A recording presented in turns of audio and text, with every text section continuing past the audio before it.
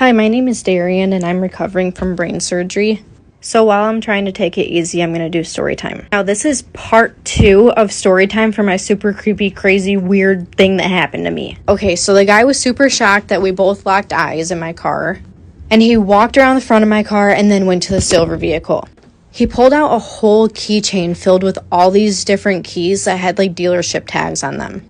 So I was like, okay, maybe he's confusing the car, but like, seriously, they're two completely different cars. Like, for real, you were already, like, in your car. Why would you get out to come to my car?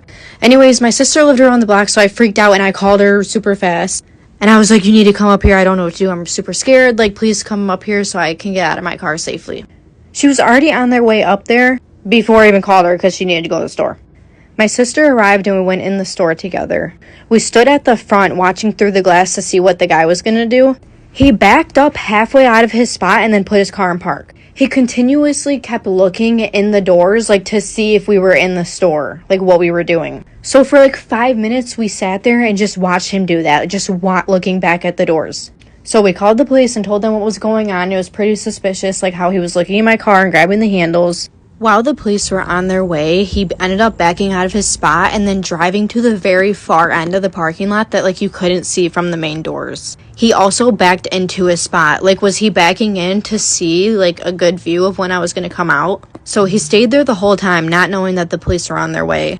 The police get there, and they basically, like, barricade him in. Like, they're surrounding his car. They ended up talking to him and then coming back to talk to me.